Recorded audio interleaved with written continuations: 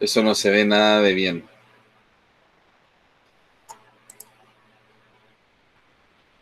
Bien, ahí está grabando para que vayan colocándose presente en el chat, muchachos.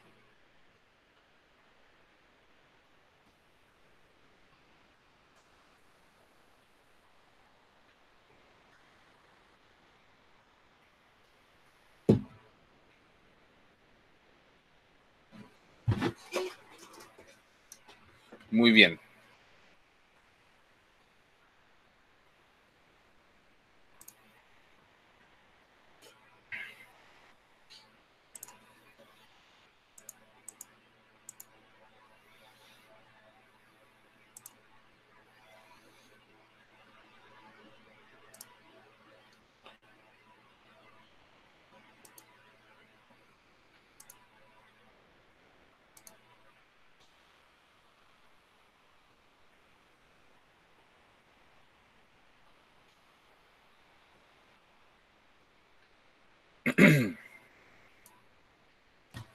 Bien, nos toca seguir viendo al Chile del siglo XX, ¿ya? Y nos va quedando poquito tiempo, nos va quedando poquito años, ¿ya? Así que nos conviene ir avanzando. Lo último que estuvimos viendo, hagamos un breve resumen, en la temporada anterior, estuvimos viendo la época del parlamentarismo, que significó una época bastante entretenida para las altas esferas sociales, ¿cierto? Recordemos que la oligarquía lo pasaba re bien en sus fiestas con el dinero del salitre, en fin, impulsaron sus negocios, etcétera, hasta que llegó la crisis del 29, ¿se acuerdan? Lo que provocó que ya tras la existencia del salitre sintético y todo eso, el ciclo del salitre se acabara. Esto agudizó los problemas sociales que tenía Chile en ese entonces, sobre todo con los estratos sociales más bajos. Y recordemos que se llevó a cabo todo este tema, toda esta problemática de la cuestión social y de cómo fue afectando poco a poco este clima social y este relación entre las clases sociales, ¿ya? Eh, la represión a los grupos obreros, campesinos, etcétera, las matanzas que se llevaron a cabo con esa gente, en fin. Y luego vimos el gobierno de Alessandri, que fue el que a través de altos y bajos, ¿cierto? Logró imponer una nueva constitución y el retorno del presidencialismo a Chile. ¿Qué quiere decir el retorno del presidencialismo? Que el poder ejecutivo volvía a estar a la cabeza de la política y del mandato gubernamental chileno, por así decirlo.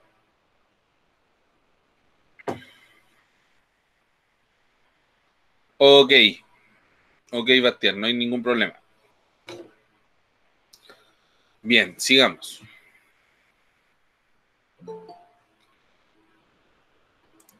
Admitir. Recordarle a los que vienen llegando que se coloquen presentes en el chat.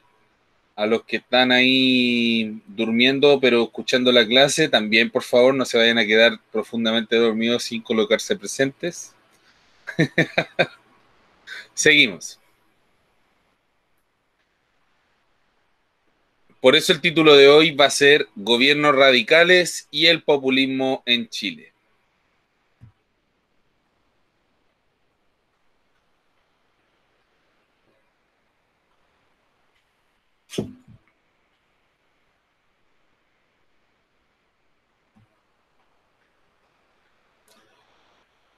Bien, una cosa importante durante esta época, ya a mediados del siglo XX, que es lo que vamos a ver, todo esto es la época previa, digamos, a lo que vendría siendo el gobierno de la UP, el gobierno de Salvador Allende y después la famosa dictadura militar. Este periodo se va a caracterizar principalmente por la influencia de culturas extranjeras, por la modernización, por así decirlo, y por la inserción cultural de Chile como al mundo en general, ¿ya? Luego de la Gran Guerra, de la Guerra Mundial, ¿cierto? Estados Unidos emerge como la principal potencia mundial, ejerciendo influencia cultural, económica y política, ¿ya? Estados Unidos, después de la Primera Guerra Mundial, se establece como una gran potencia mundial en América, y eso es ¿por qué? Porque principalmente hagamos un análisis bien breve. Primera Guerra Mundial, los países que participan son europeos, y la Primera Guerra Mundial, al igual que la Segunda, el escenario que se lleva a cabo es en Europa. Entonces, la destrucción fue en Europa, las muertes fueron principalmente en Europa, todo el daño que hizo la guerra fue principalmente en Europa. Entonces, todos los países europeos, unos más que otros, sumidos en crisis tras la Primera Guerra Mundial, excepto Estados Unidos, que se metió de lejos, llegó, pum, pum, pum, y después se devolvió para la casa. Entonces Estados Unidos no tenía nada que reparar, lo que le sirvió mucho, ya que como ganó la guerra junto a franceses y demás, le ayudó bastante para sobreponerse económicamente en Europa y en el resto del mundo. Su influencia va a llegar a todo el mundo, ya sobre todo económicamente hablando. Desde 1905, los principales yacimientos cupríferos. Cuando hablamos de cuprífero, ¿de qué mineral estamos hablando? ¿Alguien lo sabe por ahí? Puede escribirlo en el chat, puede comentarlo o puede activar su micrófono, no hay ningún problema. Cuando hablamos de yacimientos cupríferos, ¿de qué estaremos hablando? Estos yacimientos cupríferos explotados por capitales norteamericanos, es decir, que por inversionistas, empresarios de Norteamérica, estadounidenses, ¿ya? Cuando hablamos de cupríferos, ya que nadie ahí se motivó, espero que sea porque nadie lo sabía y no porque no hayan querido participar, los yacimientos cupríferos, cuando hablamos de cuprífero, hablamos de cobre, ¿ya? Y aquí la relevancia del cobre va a ser bien importante porque estamos viviendo una revolución industrial basada en la electricidad. A mediados del siglo XX todas las cosas van a pasar de ser a carbón a ser eléctricas. Ya su gran mayoría, los electrodomésticos, el iluminado en general, van a pasar a ser eléctricos. Y sabemos muy bien que todo lo que es el conducto eléctrico, es decir, los cables por donde se transporta la energía eléctrica, están hechos de cobre, ¿cierto? Entonces el cobre va a empezar desde esta época a ser un producto muy demandado, y sobre todo por quienes, por nuestros amigos los estadounidenses, quienes van a invertir y comprar yacimientos mineros para empezar a explotarlo.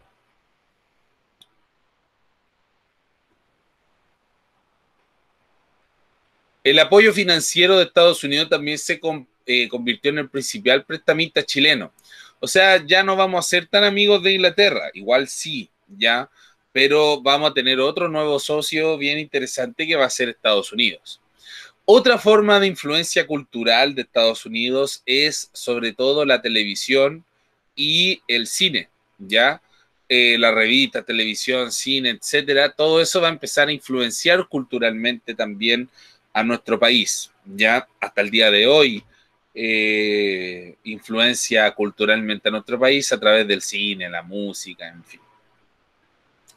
En la política va a ser que durante el gobierno de Kennedy se llevó a cabo la Alianza para el Progreso con Latinoamérica, ¿ya? Entonces nos vamos a decir de cierta forma ir amigándonos con Estados Unidos, quien había ganado en la guerra, los chicos buenos, por así decirlo. ¿Preguntas hasta acá sobre este tema de la influencia norteamericana, quizás? ¿Algún concepto que no queda claro?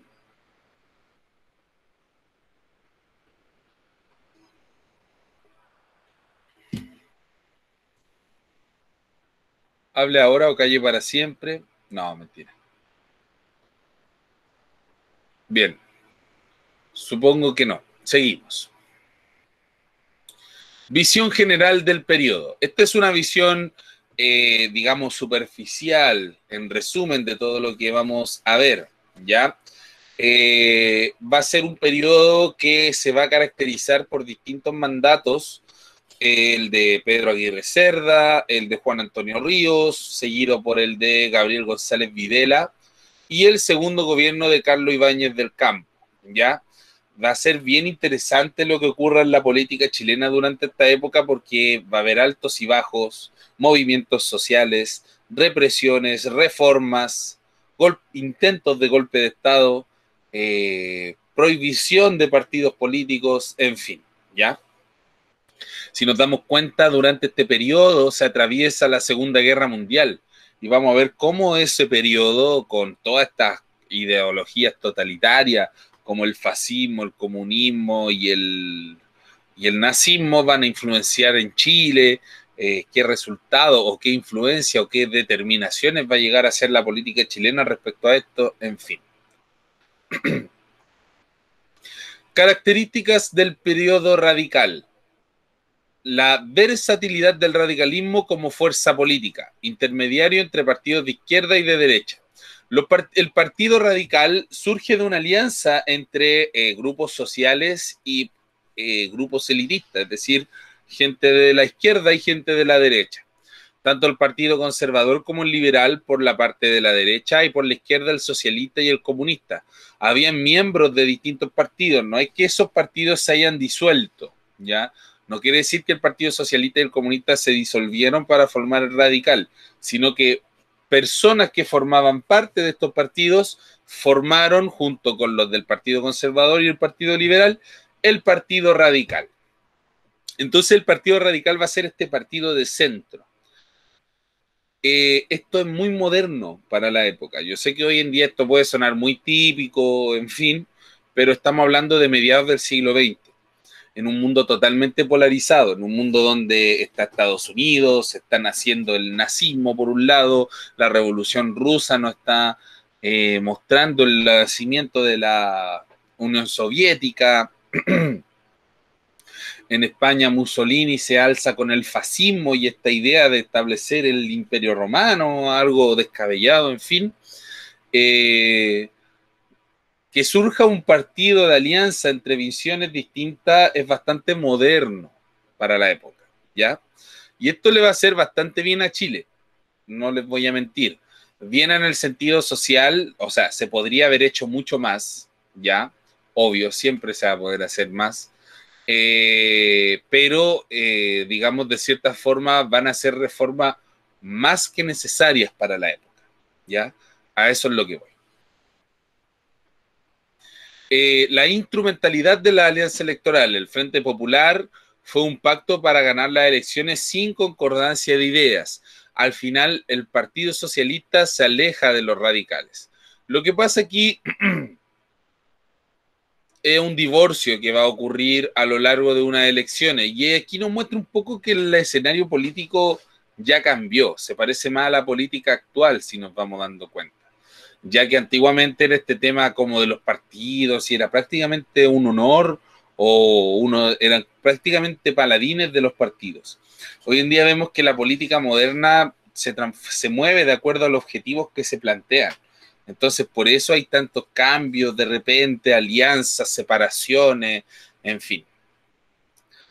Cuento corto, los socialistas se separan de la alianza con los partidos radicales. ¿Ahí alguien había activado su micrófono, creo? ¿No? Los que vienen llegando, por favor, pueden colocarse presentes, ¿ya? Quien levantó la mano y quizás no tiene micrófono puede hablar por el chat.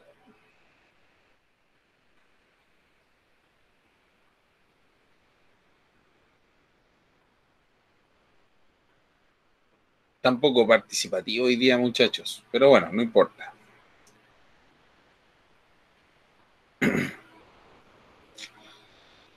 Y esto se ve sobre todo en el tema del clientelismo político. Este concepto es bien extraño, ya que nos habla un poco del populismo. Yo sé que algunos han escuchado hablar quizás del populismo más que del clientelismo. Y esto tiene que ver un poco con la política moderna también. Estamos hablando de un cambio de política. ¿Por qué? Porque recordemos que con las reformas que se hicieron en 1925, el universo electoral se amplió mucho más. Retrocedamos harto en el tiempo a la época del Partido Conservador. ¿Se acuerdan que prácticamente los que participaban en política eran solamente los estratos sociales más altos? Ya que no solo había que ser mayor de edad, solamente hombre, sino que además había que tener una propiedad. ¿Se acuerdan? Y eso hacía que de cierta forma los políticos gobernaran entre ellos. Pero con las reformas que se hicieron con la Constitución de 1925, se permitió a mujeres votar, se permitió que todas las personas mayores de 18 años pudieran votar. Entonces ahora va a entrar un factor bien importante a la hora de las votaciones, que va a ser el clientelismo o el populismo. Las promesas, muchachos. Las promesas de los candidatos, ¿ya? Eso es lo que conocemos nosotros como el populismo, a prometer cosas que no se pueden cumplir. ¿Me va entendiendo? Como ciertos personajes que aparecen por ahí diciendo que van a acabar con la delincuencia, que van a acabar con la pobreza. Es difícil, o sea, son cosas prácticamente imposibles. Se pueden disminuir, obvio, se puede controlar, por supuesto, pero no hay absolutos, nunca hay absolutos. Solo un Sith es tan radical tomando decisiones. Ya se puso a hablar de Star Wars. En fin. El apoyo financiero del gobierno a movimientos sociales por votos, ese era un punto, y el acarreo de peones y campesinos por patrones de fondo a votar. O sea, se tomaba a la gente del campo que no iba a ir a votar jamás, los tomaban, los hacían viajar y los llevaban a votar. O también el apoyo financiero a ciertas organizaciones sociales para que votaran por ciertos candidatos, ¿ya? No es lo mismo que el cohecho, que yo le pagaba a las personas para que votaran por mí, o del fraude electoral, pero también son prácticas tóxicas, por así decirlo, para nuestra democracia, ¿cierto?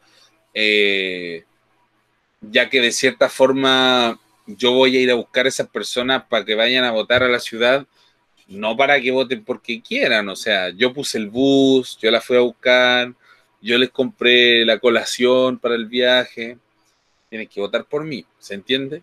Entonces, son prácticas igual de dañinas, al fin y al cabo, que no le hacen bien a la política. La estabilidad política se va a ver marcada en este periodo, ya que como surgen distintas visiones, va a haber distintos objetivos políticos, lo que va a establecer cierta estabilidad.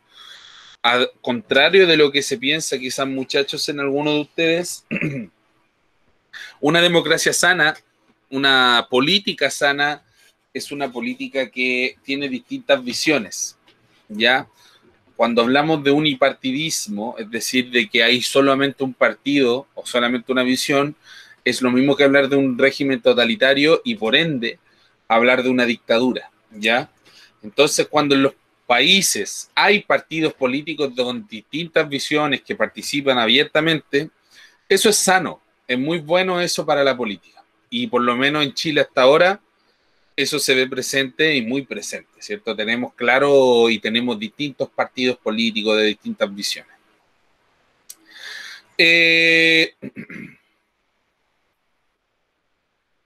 Por un lado tenemos la izquierda con visiones del comunismo y el socialismo, y la derecha con el capitalismo y la economía libre, ¿ya? Eso siempre se ha establecido y se ha mantenido hasta ahora, ¿ya?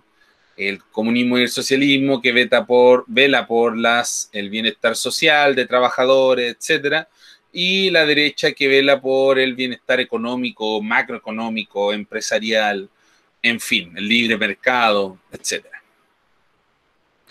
La derecha mantiene su alta votación con el voto masculino y el cohecho, el centro aumenta su votación con la clase media y la moderación, y la izquierda disminuye con el tiempo por las persecuciones políticas. Y esto principalmente a que el socialismo y el comunismo, debido al clima que se estaba viviendo en Europa, se va a asociar mucho con las dictaduras, con los regímenes totalitarios. Entonces no era muy bien visto lo que va a ser el comunismo y el socialismo durante la mitad del siglo XX, ¿ya? Y eso va a hacer que hayan prohibición y persecuciones políticas. Pero el centro, que de cierta forma igual tenía cierta influencia de izquierda, sí va a ir por las demandas sociales y va a ganar el voto de la clase media, lo cual es muy importante y siempre ha sido la clave de la política. Quien gana el voto de la clase media es el que sale candidato electo, siempre ha pasado así. Por eso es que Sebastián Piñera en su campaña, ¿se acuerdan que decía siempre que él iba a ayudar a la clase media, que ya era hora que los trabajadores de Chile surgieran?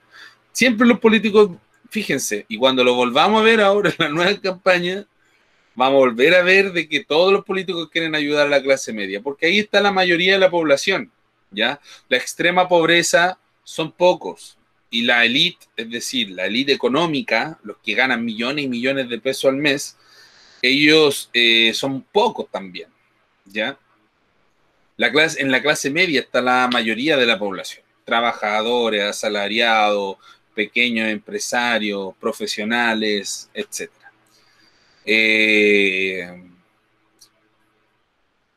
Entonces, quien ganaba ese voto, digamos, era el electo, ¿ya? Y por eso es que el populismo y los partidos de centro, como el Partido Radical, van a tomar tanto protagonismo y van a ser tan importantes en la época y de cierta forma van a mantenerse en el poder y en el gobierno, ¿ya? Muy a diferencia de lo que pasaba con el Partido Conservador o con el Partido Liberal, que van a durar 30 años en el poder cada uno, pero prácticamente porque gobernaban ellos mismos, ¿ya? Era solamente un pimponeo entre ellos. Pero ahora hay muchos más factores en el juego político. No sé si me van entendiendo y van captando esa idea también, ¿ya? ¿Dudas hasta acá? ¿Preguntas, sugerencias, consultas? ¿Algún concepto que no haya quedado claro? ¿Alguna parte que no haya quedado clara? Profe, no entendí bien esto. Profe, ¿podría volver a explicar esto? Que se me cayó el internet. Profe, termine la clase porque es súper fome. Dedíquese a otra cosa. No, ¿por cómo me dicen eso? ¿Qué se creen?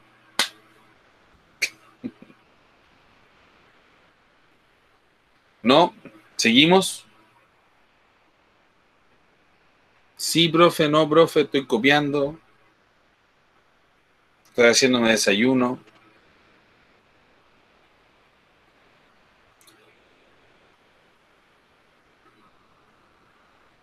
Tomando desayuno. No participan ni en clase y les voy a andar regalando PS5. Ni aunque me ganara el loto. Aparte están tan caras.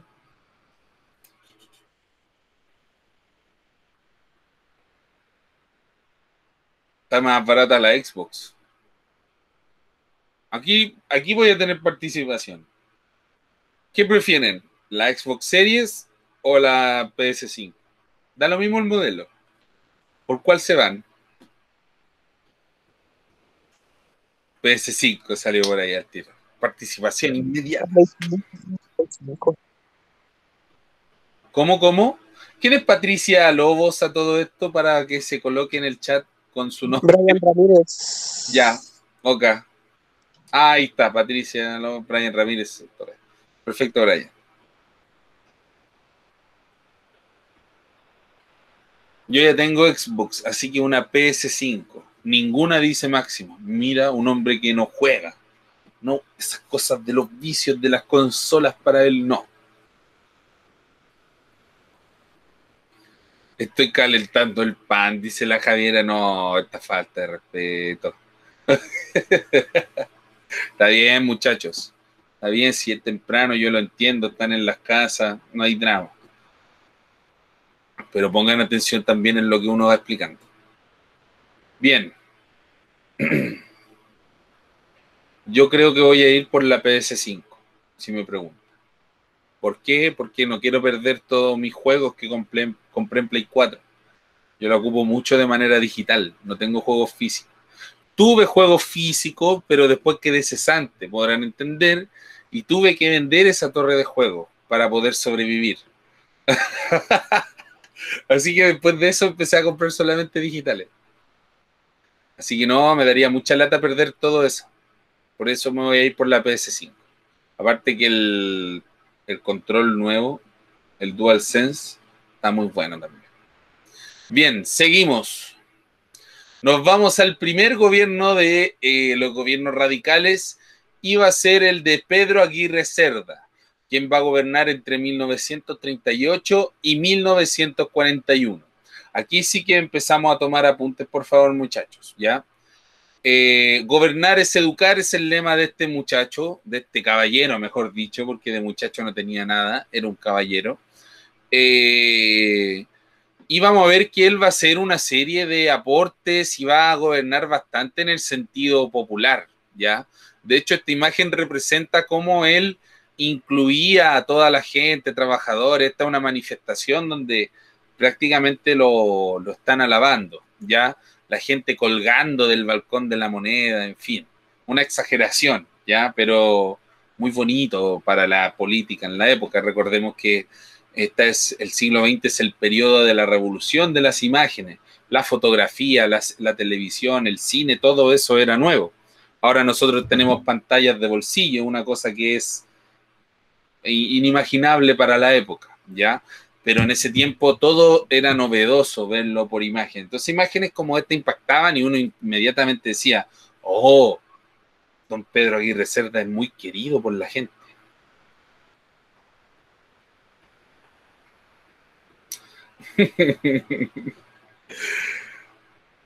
Benjamín, concéntrate en la clase. No hablemos de negocios durante la clase. Bien, Pedro Aguirre Cerda es elegido presidente con amplio apoyo popular. Como les mencionaba, quien se ganaba la clase media era finalmente quien era electo, ¿ya? Vamos a ir destacando lo que pueden copiar.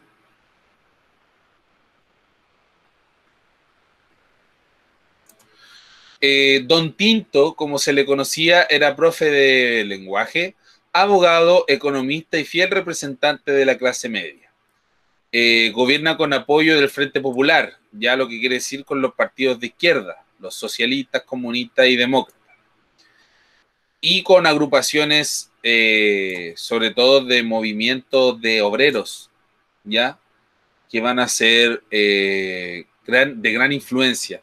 Hoy en día hablar de sindicatos en la política o de grupos de asociaciones de obreros en la política, ya casi nada. La CUT, que es el centro, Centro Unitario de Trabajadores, es la asociación de trabajadores que tenemos más grande hoy en día y su influencia en la política actual es casi nula, ¿cierto?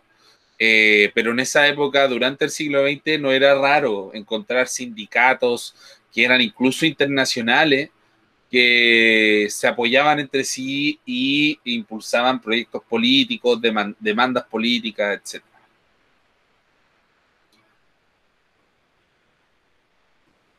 Bien, en su campaña había prometido pan, techo y abrigo.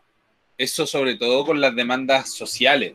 Recordemos que vamos saliendo de un Chile, de una gran crisis que dejó una gran pobreza y una gran miseria, sobre todo en las clases sociales más bajas, sobre todo en la gente que vivía hacinada en los conventillos. Va a empezar a suceder que la población va a crecer tanto que van a haber tomas de terreno, por ejemplo, en fin. Entonces el gobierno va a tomar como una de sus principales demandas y como principales objetivos el pan, techo y abrigo, que tiene que ver sobre todo con otorgar beneficios a los sindicatos obreros urbanos, construir casas, mejorar sus viviendas, en fin, ¿ya? Ir mejorando las condiciones de los trabajadores chilenos. Pedro Aguirre Cerda pacta con la derecha y limita la actividad sindical, solo en las ciudades y no así en el campo. Con eso también se va a ganar el apoyo un poquito de la derecha, ya limitando un poquito a los sindicatos también. Ya lo escuché, lo ayudé, ahora relájense, chiquillos. Consulta sobre esto.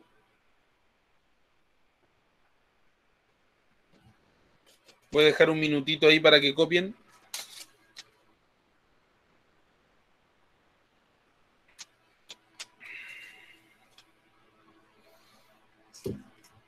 Igual 40.000 por una Play 4 es barato. Si la Play está buena, por supuesto. Con el control bueno y todo, baratísimo. Una ganga. Mi Play 4 a mí me dice todos los días, ¡cámbiame! Déjame descansar. Así me dice. Quiero morir.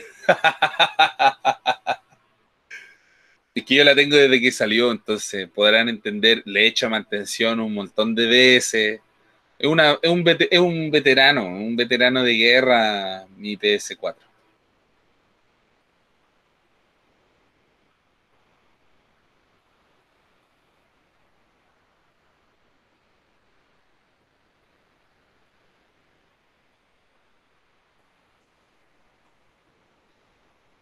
Bien,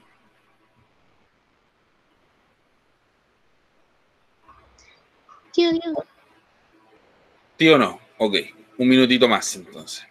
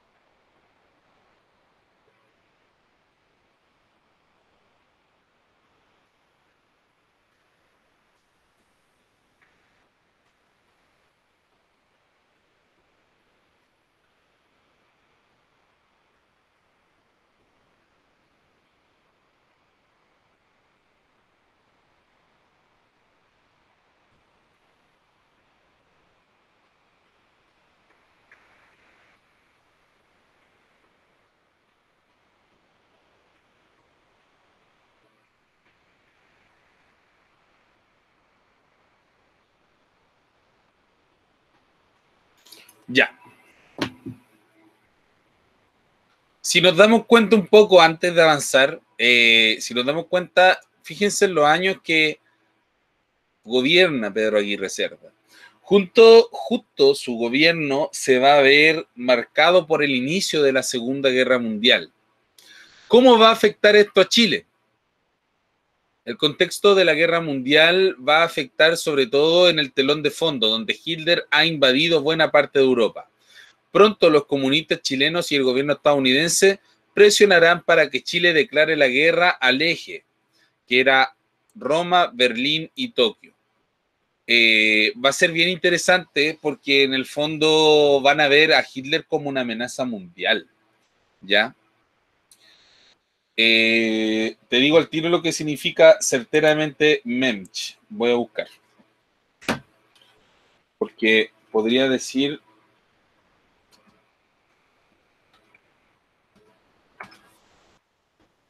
lo que significa es Movimiento Pro Emancipación de Mujeres de Chile. Es la primera asociación de los grupos feministas chilenos, ¿ya? Que tienen que ver con la igualdad de sueldo, igualdad de derechos, trabajo, que eran las demandas de esa época. El voto se ganó también a través de las demandas feministas, en fin. Eso es el MEMCH, se llama Movimiento Pro Emancipación de las Mujeres de Chile. Emancipación tiene que ver independencia. Entonces se entenderá que este tema como totalmente igualdad de derechos, en fin.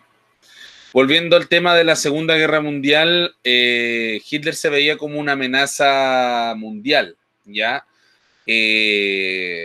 Había tomado Francia, había tomado Polonia, gran parte de Europa, otros Países Bajos, en fin. Entonces se le veía como una amenaza constante. Japón, el imperio japonés en ese entonces también se va a meter en la guerra y para Chile de cierta forma esto va a ser una amenaza porque la guerra se traslada al escenario del Océano Pacífico. Entonces, presionado por Estados Unidos y por parte de los comunistas también chilenos, recordemos que la URSS, la Unión Soviética, no era amiga de Estados Unidos, pero estaban contra los nazis, ¿me va entendiendo? Rusia no estaba a favor de los aliados, pero no era parte del bando de los aliados. Es una cosa bien rara, ¿ya? Entonces, tanto comunistas como estadounidenses presionaron a Chile para declararle la guerra a Japón. Y Chile efectivamente le declaró la guerra a Japón. El barco Winnipeg trajo 2.200 inmigrantes españoles en 1939 que huían de la guerra civil de ese país. También la motonave de Copiapó rescató desde Alemania centenares de judíos en 1939 tras comenzar la guerra. Esos fueron ciertos aportes humanitarios que hubo Chile. Previo a la Segunda Guerra Mundial hubo una guerra civil en España que era sobre todo para sofocar los movimientos obreros, comunistas, anarquistas, en fin, que tuvo muchas cantidades de muertos, fue una cosa bien fea que se hizo el Estado español en ese entonces. Entonces muchos inmigrantes españoles entenderán ideologías de izquierda viajaron hacia Chile, ¿ya? No es como cuando uno dice el enemigo de mi enemigo es amigo, porque acá no eran amigos, tenían el mismo enemigo, algo así.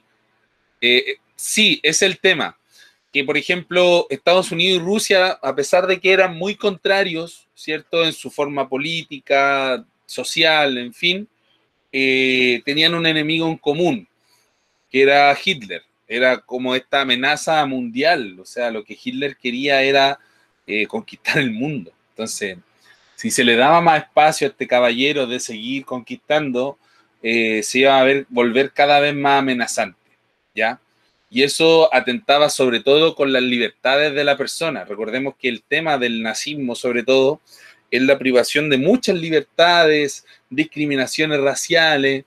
Entonces era como volver a la Edad Media, no sé si van entendiendo. Entonces, ante ese tema, Estados Unidos no va a querer eso, ¿ya? Va a decir, no. Recordemos que Estados Unidos siempre su bandera ha sido la libertad, ¿ya? La libertad individual de las personas, los derechos, en fin. Y ahí van a mandar al Capitán América entonces a pelear a Alemania. Ah, se la creyeron. No, pues eso no pasó. Si eso sale en las películas nomás. Van a crear un super soldado que se llama Steve Rogers y lo van a mandar a pelear a... ¿Qué es anarquista? Pregunta la Nicole. Los grupos anarquistas son un grupo de izquierda, pero radicalizada totalmente, ¿ya? Ya que si bien comunistas y socialistas proponen que un rol fortalecido del Estado, los anarquistas proponen que no haya Estado. Adiós Estado. No hay gobierno, sino que las personas se autogobiernan y conviven de forma pacífica entre sí. Es algo bien difícil de lograr, siendo que hemos vivido durante siglos de desigualdad, resentimiento, guerra, etc. Muchas veces el anarquismo se asocia al caos, al desorden, ¿ya? Y no tiene que ser precisamente así. Ya el anarquismo, precisamente políticamente hablando, tiene que ver con esto, con la autorregulación de las personas y con la inexistencia de un Estado o gobierno imperante, principalmente. Es realmente es bastante utópico y difícil de realizar. Por eso es que nunca ha existido, por así decirlo, un país o una nación anarquista, sino que sí han existido distintas agrupaciones, comunidades, en fin, que sí se han desarrollado y vivido de esta forma. Pero de ahí hablar de esto como impulsarlo a una nación, no.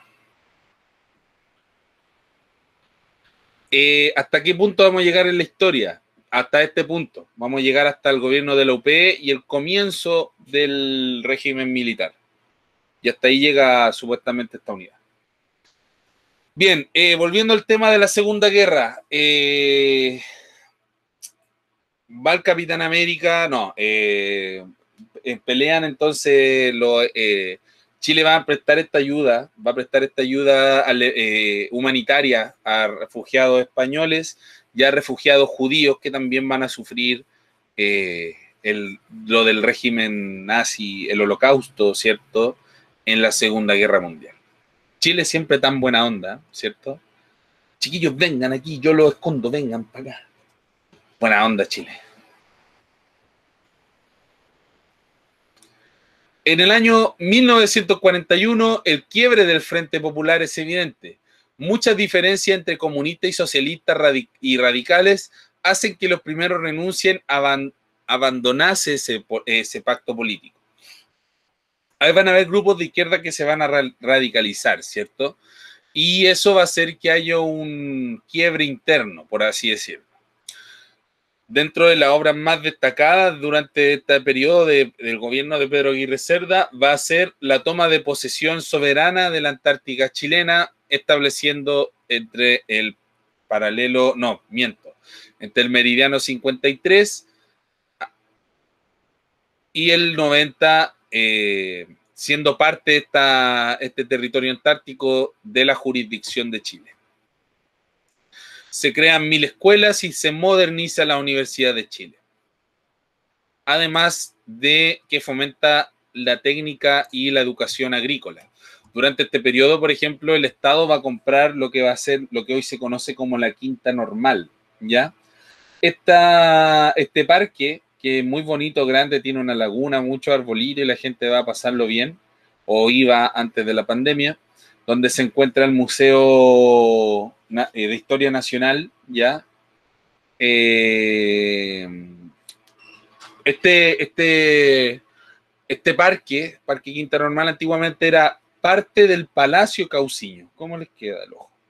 Entonces el Estado va a comprar este territorio y en primera instancia, antes de construir un museo y transformarlo en un parque de recreación, por así decirlo, va a ser parte de la Universidad de Chile y lo va a ocupar para el estudio agrícola, en fin, ¿ya?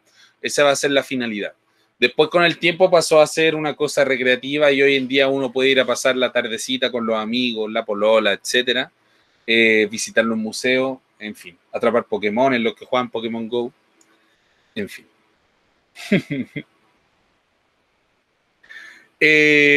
Nuevo modelo de desarrollo, y esto va a ser bien importante porque recordemos que Chile, cuando va a caer en la crisis de 1929, la famosa crisis mundial, el Estado va a tener que intervenir en la economía.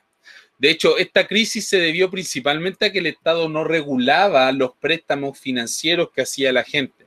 Entonces, en un momento va a haber tanto dinero circulante que cuando hay mucho dinero circulante, las cosas suben de precio porque el dinero pierde su valor, ¿me entiendes? Por ende, el Estado va a empezar a tener que intervenir en políticas sociales, económicas, etcétera. Y para superar la crisis económica van a crear gremios empresariales, intelectuales y una serie de ingenieros. ¿De qué se van a encargar estos muchachos? La necesidad de impulsar una industrialización nacional, es decir, desarrollar una industria nacional. Algo bien interesante que se van a vivir estos años y que se va a vivir truncado después en el futuro, ¿ya? Nace el Estado interventor o empresario, que es como el Estado moderno que llevamos hasta el día de hoy, que en el fondo, no sé si ustedes sabían, pero por ejemplo acá en Chile el mercado se regula solo prácticamente, ¿ya? El Estado lo único que hace es intervenir cuando hay alguna necesidad de emergencia, etcétera. Por ejemplo, no sé, ahora mismo que estamos en esta crisis de pandemia, hay muchos restaurantes, en fin, que han sufrido de manera muy grave todo este tema pandémico que no le ha permitido desarrollar su negocio, en fin. Por ejemplo, el Estado ahí se encarga de subsidiar, ayudar, mantener, promover, en fin, a todos estos empresarios dañados por estos problemas e impulsar que puedan subsistir a pesar de esta crisis. El término de la era del salitre significó el fin del modelo del desarrollo hacia afuera, ¿ya?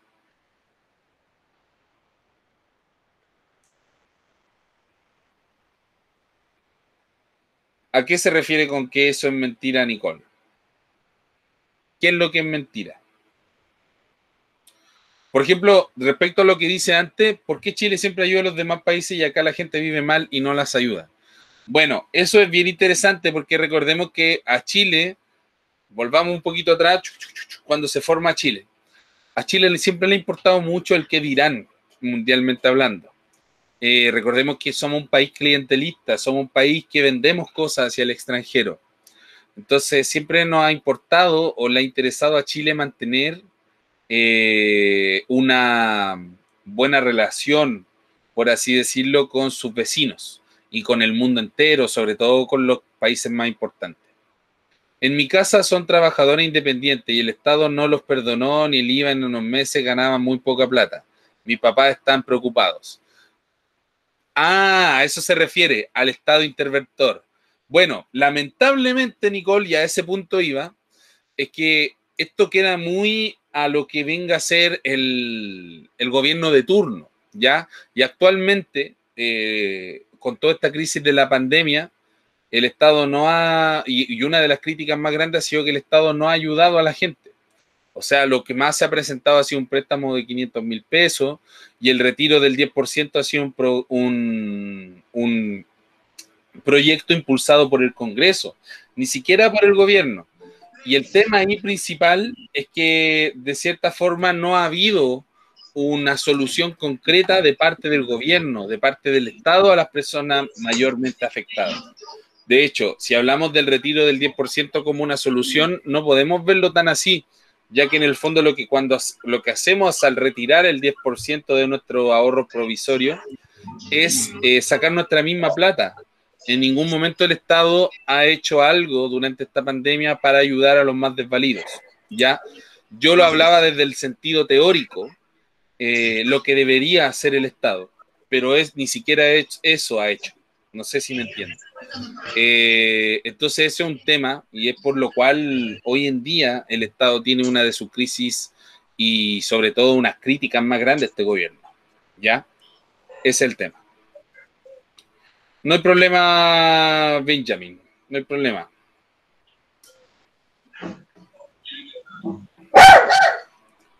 Bien. Ahí atento con el perrito.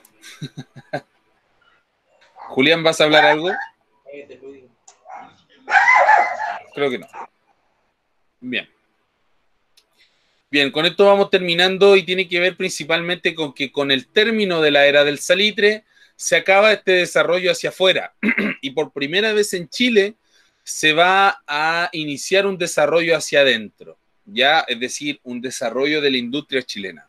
El Estado interviene en la economía y el Estado empresario impulsa el modelo ISI, industrialización sustitutiva de importaciones. Oh, ¿qué hice? O como que avancé demasiado. Espérenme un poquito. Ahí sí.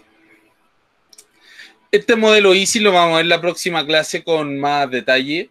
Tiene que ver con crear industria chilena, crear empresas chilenas que produzcan cosas chilenas, ¿ya?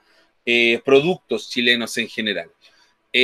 Todo esto para cuando haya de vuelta una crisis social, política, mundial, Chile lo pueda pillar un poquito mejor parado y no seamos un país que se encarga de vender solamente cosas y comprar productos manufacturados, sino que nosotros también produzcamos nuestros propios productos, ¿ya? Entonces, la sustitución de las importaciones por la creación propia.